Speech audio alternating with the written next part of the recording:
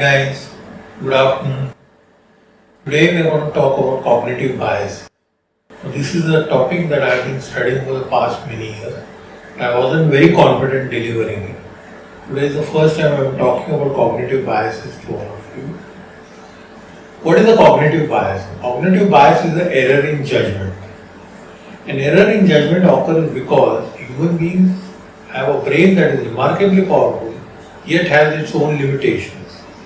So we seek shortcuts in taking decisions, and that causes us to create an error in our judgment. So the human brain is both remarkable and powerful but certainly subject to limitations. One type of fundamental limitation on human thinking is known as cognitive bias. A cognitive bias is a type of error in thinking that occurs when people are processing and interpreting information of the world around them. Cognitive biases are often a result of our attempt to simplify information while processing information. See, what happens is that we are constantly surrounded by so much information all around us that we often take the shortcut and make errors in judgment. That's called a cognitive bias. Now, what is the difference between a cognitive bias and a logical fallacy? Well, cognitive biases are all about the individual taking of a wrong decision, making an error in judgment. A logical fallacy is a fault in the argument that the person is making. Now, cognitive bias can push you to making a logically fallacious argument. But sometimes people will make deliberate, logically fallacious arguments. So, a logical fallacy stems from error in a logical argument, while cognitive bias is rooted in the thought processing errors arising from problems, memory, attention, attribution, and other mental mistakes. In spite of our desire of being rational and logical, we are constantly under the influence of cognitive biases that distort our thinking, influence our beliefs, and sway the decisions we make each and every day. Right? So, broadly speaking, there has been a lot of research that has been happening in biases, cognitive bias. Cognition is the ability to take a decision, understand the environment, and respond to it, and that's called cognition. So when you respond to an environment, given your background, given your upbringing, given your socio-cultural and educational background, you are likely to make mistakes based on what you have been brought up to think. So there are different types of biases. The first type is called the confirmation bias. This is the mother of all biases, the confirmation bias. What is the confirmation bias? We tend to listen to more to information that confirms beliefs that we already have. Rather than listening to the opposite side and consider the facts in a logical and a rational manner, we simply tend to look for things that reinforce what we already think is true. In many cases, people on two sides of an issue can listen to the same story, and each will walk away with a different interpretation that they feel validates their existing point of view, as it happens in political debate. Let me give you an example of confirmation bias. Many of us are Modi believers, and we all believe that Narendra Modi is the best thing that has happened to India. So the minute somebody criticizes Modi, we get upset about it. And there are many who believe Modi is not a good Prime Minister and who genuinely believe that Modi should not be the Prime Minister at all. And this creates a divide. Now this is a confirmatory bias. We tend to gravitate to people who agree with our belief system. Let me give you another example. There is a student of mine whom I know where she says that she keeps seeing number 4 all the time. Now she does not remember any other number she sees, but she says, see, my shoe size is 4, see my spectacle number is 4, see my wrist size is 4. But she does not accept that maybe her chest size is different, her waist size is different, her leg length is different. But she will look for confirmation bias, she seeks a pattern, and that reinforces her belief that number 4 is very important to her in her life, whereas that may not be true. Or let us take one more example. People believe in extrasensory perception. I'll give you my own example. When my daughter was a kid, she was sleeping next to me. There was a huge photograph lying on the wall. And I got up at 5 in the morning and I thought to myself, what if the photo falls on her and she'll get killed? So I lifted her up and I put her on my chest and she was okay. I believe that this was an extrasensory perception. Whereas it might just have been one of the random things that may have happened. And after that I believe that there is something called the ESP. So whenever I am thinking of my mother, if my mother calls me, I will see there is ESP. So confirmatory bias tends to reinforce the belief that we already have. So there are three types of confirmation biases. One is what is called biased memory. Biased memory is what I just gave you an example of number 4. That this girl student of mine believes that number 4 keeps repeating itself in her life. But she misses out on many other numbers that she sees. That's a biased memory. This biased search for information. So if somebody believes that sugar is bad for health, then they will keep looking for information on Google or elsewhere, seeking to reconfirm that fact that sugar is bad for them. So this is an example of search for information, confirmatory bias. And bias is interpretation of information. So whenever we receive any information which is biased in nature, we tend to reconfirm our belief that this is true or it has to be true. When Modi took the decision of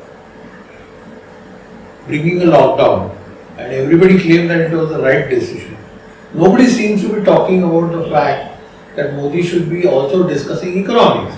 So this country is a poor country. Nearly 30% of the people in this country live below the poverty line. And he does not seem to have come out with any comprehensive package. Or he does not seem to have thought through the quality of the economic impact that the COVID-19 lockdown is going to have on our population. So this seriously needs to look into. But people who are Modi believers believe that what he has done is right. Well, it may be right, it may be wrong, we don't know that. We don't know the truth. The truth may be somewhere in between. But some of you may believe it was the right decision, some of you may believe it was the wrong decision. Because I believe that we will know only after the event is over whether it was the right decision or a wrong decision. But I do strongly believe, although mind you I am a Modi supporter, I do believe the man does not have a comprehensive plan for bringing the economy back on track. Let me give you one more example of the interpretation bias. Let's say there is a doctor. You go to him with a stomachache. He examines you and he believes that you are suffering from a hernia. Then he will start asking you questions and it will keep reconfirming his belief that you are really suffering from hernia. Now that's called clinical diagnosis. A study in 2011 indicated that doctors must be put through a training in confirmation bias. Because often doctors come to the diagnosis first and then they provide logical information as to why they arrived at the decision. Very often their decisions are right. I am not saying they are wrong. But often they are wrong also. And one needs to be aware of the confirmation bias that one may have. So let's relook at confirmation bias. Confirmation bias is a bias that a human being has that reconfirms one's belief. It can be in the form of memory, it can be in the form of search for information, and it can be in the form of interpretation of data. I gave you 3 examples. One was the example of memory, where we said that I remembered that my daughter, I believe in ESP because my daughter Pooja was saved by me early in the morning at 5 o'clock when the frame fell down. But she had so many other falls, she had so many other accidents as a child, and I never realized that. So where was the ESP that time? But I began to believe in ESP, extrasensory perception as they call it, only after this event happened. So that's a memory bias and I have to be aware of it.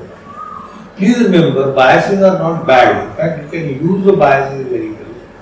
For example, it's a known fact that people tend to make judgments on you in the first 30 seconds that you meet them. Now, if you come across as warm and affable, then people are more likely to have that information about you, and they will look at everything that reconfirms their belief that you are a nice person after. But the first time you meet them, if you are not very nice to them, then it's very likely that they are likely to think you are not a very nice person. So you can use this to your advantage in a business environment. Let me speak about the second type of bias. The second type of bias, I'm going to talk about broadly 4 categories of biases.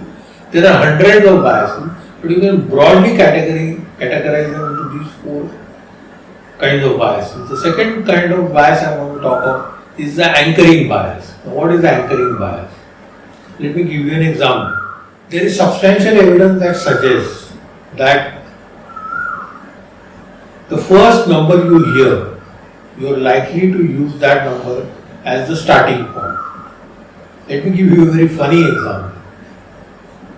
3 very senior judges in Germany were asked to roll a dice, and they were given a situation before that a woman has committed theft in a shop.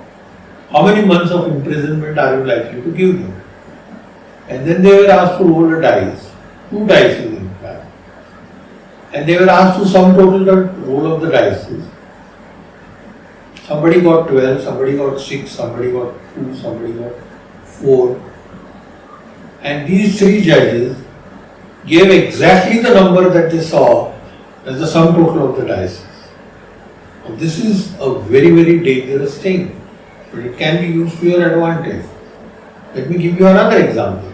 The other day I was driving with my grandson back to the campus, and on the way we met a guy who was selling an aeroplane. You know, you get those Chinese aeroplanes with all those lights and you throw it up in the air. I asked him, "Kitne ka diya bhaiya? How much does it cost?" And he said, 150 rupees. I knew of the anchoring bias. So I told him, "I'll pay you 20 rupees. We closed the deal at 40 rupees.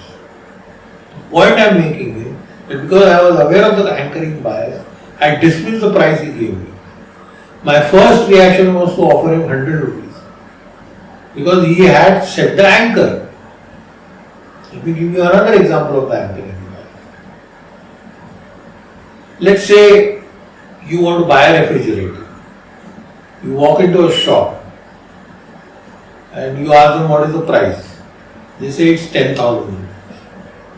You go the next week and they say it's 11,000 rupees. What are the chances you buy? Unlikely. You go the next week after that and they offer you the same refrigerator at 9,000 rupees. How likely are you to buy it? Very likely. The price of the refrigerator is actually 8,000 rupees. But because the first number you received was 10,000, you accepted the price of 9,000 as being a fair price. There have been repeated experiments that have confirmed this thing called the anchoring bias. Now you can use this to your advantage in your negotiation. You should be aware of the anchoring bias that you might be carrying inside you. We are going to talk of how one controls biasing in a work environment.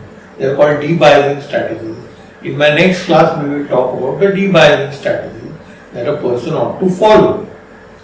But the point I am trying to make here is anchoring bias is a very, very common bias. Please do be very, very careful about it and do not allow yourself to get carried away by the anchoring bias. Let me give you another example. Let's say there is an accident and there is an eyewitness, and the lawyer asks the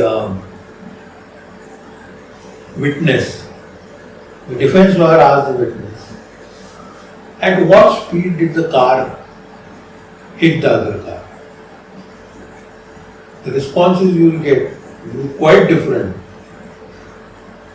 from the one when you use the word at what speed did the car smash into the other car. The word hit and smash can change your bias. You can become biased by the use of words. So do be very careful about how people are using words when they are trying to sell you something. Be careful about how you are using your words when you are trying to sell something to others. Right? Let me give you another example of an anchoring bias. In an anchoring bias, what happens is, the first time you hear something, you tend to believe it to be true. So there was an experiment conducted where people were asked, how many countries are members, what percentage of countries are members of the United Nations belonging to the African continent? People gave varied numbers. Another group of people was asked, is it 25%, more or less? The third group was asked, is it 65%, more or less? In all the three cases, they received different numbers. Right? So, in the first case, when no anchoring number was offered, people gave numbers from 10% to 80%. When people were given 25%, their number hovered around 25 to 35%. When they were given the 65% number, the number hovered around 65 to 75%. 10% here and there. So this is what happens when a number is thrown at people. And this is not restricted to just numbers. It also extends to things beyond numbers also. So anchoring bias is a very, very common bias and one should be very aware. Now let me speak about the third kind of bias. The third kind of bias is called the pattern seeking bias. Now the pattern seeking bias is that human beings tend to seek patterns. Let's say I were to give each one of you a dotted paper, on which there are several dots, and I were to ask you, what do you see in this? Somebody might see a cat, somebody might see a rat, somebody might see Krishna, somebody might see Allah, somebody might see Om, somebody might see Santa Claus. Human beings seek pattern. Let me give you a very funny example. Did you know that there are people who believe that there is life on Mars? Because when the satellite that took pictures of the Mars, there was a pattern of picture that exactly looked like a human face. And they said, oh, there is life on Mars. And there were movies made that said that people look like human beings on Mars. Now, did you know that 99% of the species on this planet, living species, don't look like human beings? So what are the chances of an alien looking like a human being? Very, very low. But people still believe that there is life on Mars because they saw something that looked like a face. We see faces in trees, we see faces in so many other things, and we see patterns in people's behavior. Right? So avoid this pattern seeking behavior. There is a very famous quote that Einstein has said. He says that when the whole world is following something, it's time to begin to question your beliefs. So avoid patterns.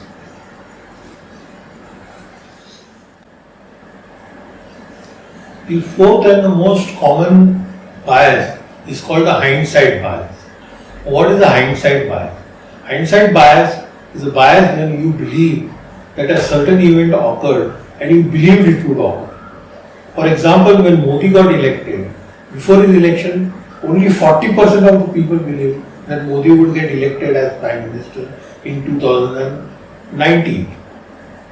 Now, did you know post-election when same set of people were asked, 78% believed that they knew that Modi would get elected. Now, this is a cognitive bias called the hindsight bias. We tend to believe that a certain event occurred and we knew it all along. When India beats Pakistan, we are all tense. But when we eventually beat Pakistan, we say, oh my God, I knew it all along. India is a better team after all. Virat Kohli is the best. Dhoni is the best. This guy is the best. And we should have won and we would have won. कैसा आ रहा है हमको दिखाया ना हमको. So we all have hindsight biases.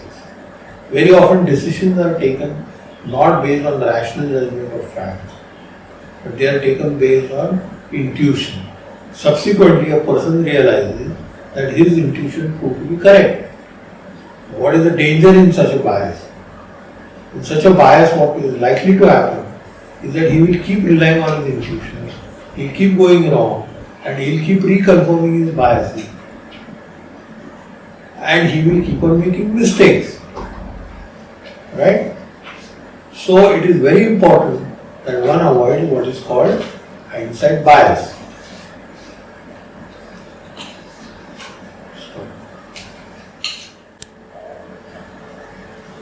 I want you all as students to look at a couple of other biases, cognitive biases that I want to talk about. The first is called the actor-observer bias. Now, what is the actor-observer bias? When you are in an environment, in a situation, which is either successful or failure for you, and you are the protagonist in that situation, you tend to attribute your success or failure. If it's a success, you attribute it to your own contribution. If it's a failure, you blame the environment. Whereas as an observer, you are likely to blame the individual rather than the environment. This is called the actor-observer bias. So there are many of you who believe that sir, ye isne nahi kiya, he started it. When the fight begins, it always begins by saying, see, he started the fight. And that's really not important. What is important is, what is the content of the fight? What is the content of the debate? Why did you end up fighting? Very often you tend to blame your environment. You say that I didn't get the right teacher, the teacher was too strict, my environment is not right, people are not nice, I am short-tempered, I can't help it. My father is like this, my mother is like this. So you tend to blame your environment rather than blaming yourself for the situation. So always ask yourself, what did I do to contribute to the situation I am in today? Right? Now the observer bias, on the other hand, is when you are the observer of the environment, you tend to blame the individual. But research has found that it is often people whom you know well can be more sympathetic and may not blame only the individual and may blame the environment because they have more facts and data about your environment than the world does. So please be aware of the actor-observer bias.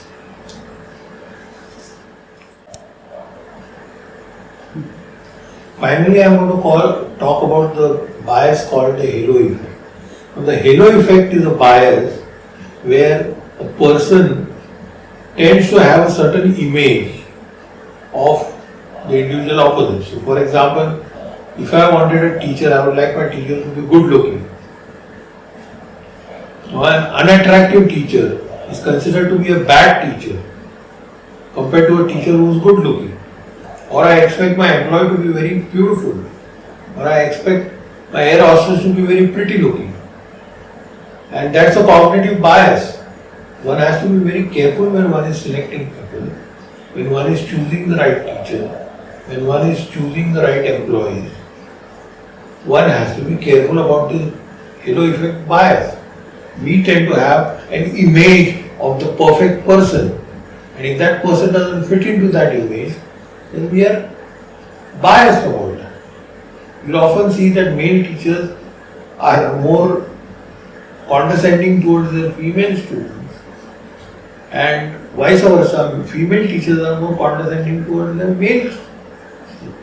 That's a halo effect bias. Sometimes the ugliest of people, and when I use the word ugly, I mean the physical appearance. The ugliest of people can be very beautiful, and the most beautiful people in this world can be very vicious. So do be careful about this cognitive bias. Now that I have given you all these biases, I want you to reflect and research on cognitive biases and write about 4 cognitive biases that you have been carrying all your life, cite it with the incidents and send it across to me by email.